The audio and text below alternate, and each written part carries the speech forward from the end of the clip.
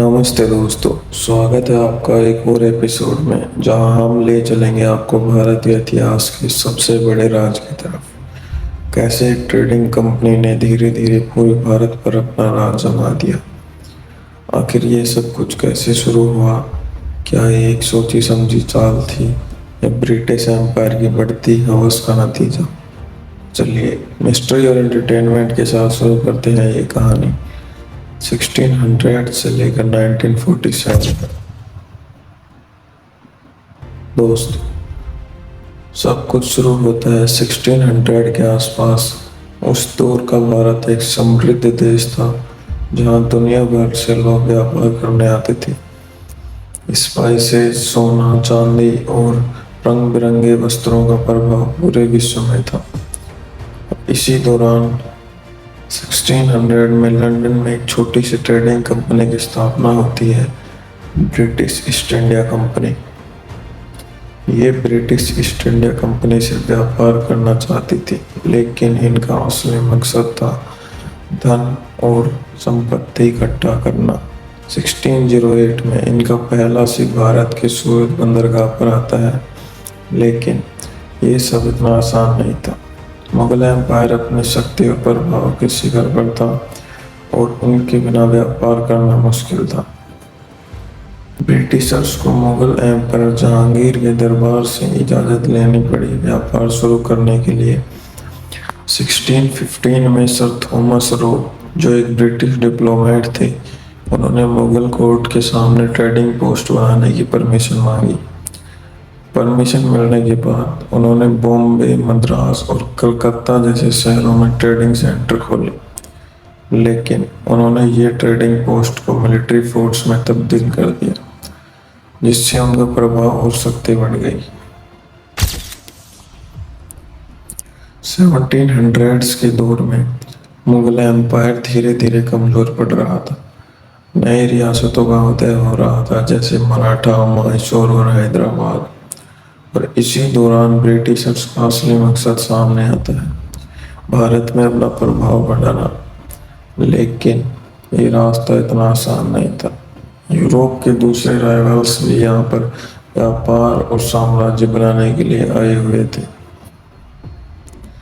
दोस्तों, भारत के अंदर व्यापारी प्रभाव के लिए एक छिपी हुई जंग चल रही थी, पुर्तगीज, डच और सबसे खतरनाक फ्रेंच के बीच। ब्रिटिश और फ्रेंच के बीच कंपटीशन सबसे इंटेंस था।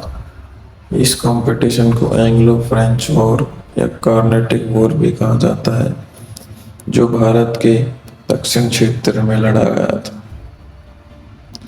ब्रिटिशर्स ने अपने मिलिट्री टैक्टिक्स और नावल स्ट्रेंथ को पूरा इस्तेमाल किया और फ्रेंच को पीछे छोड़ दिया। ये उनकी पहली बड़ी जीत थी, जिससे उन्होंने अपना दबदबा साबित कर दिया। इसके बाद उन्होंने डिवाइड एंड रूल का असली खेल शुरू किया। अलग अलग रियासतों के झगड़ों का फायदा उठाया।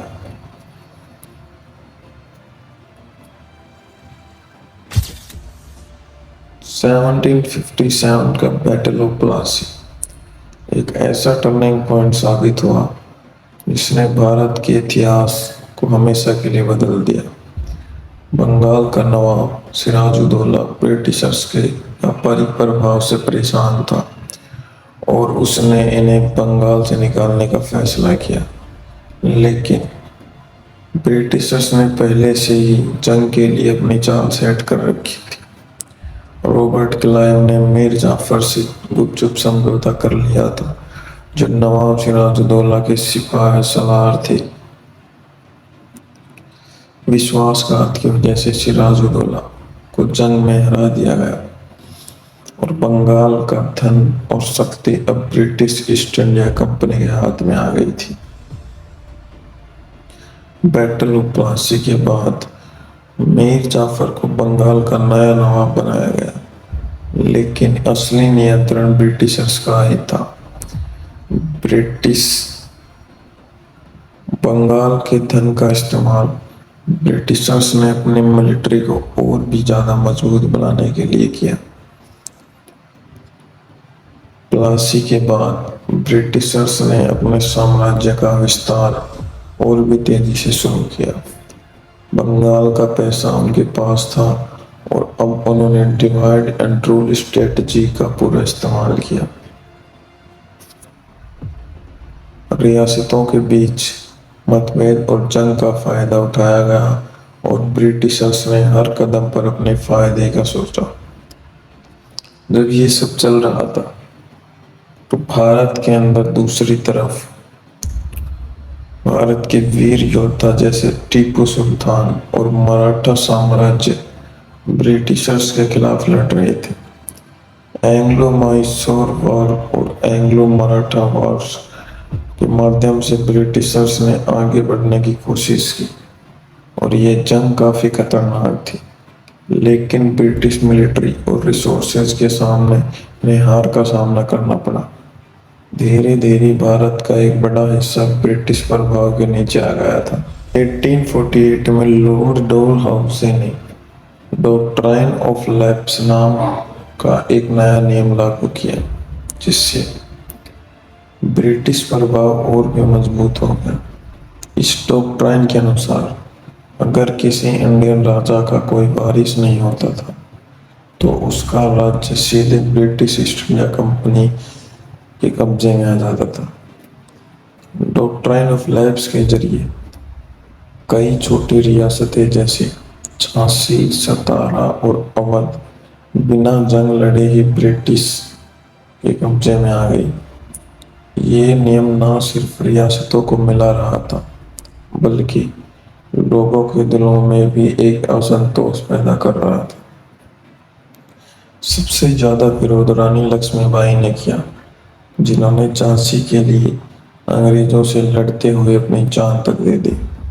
ये भारत का स्वाभिमान और वीरता की एक मिसाल बन गई।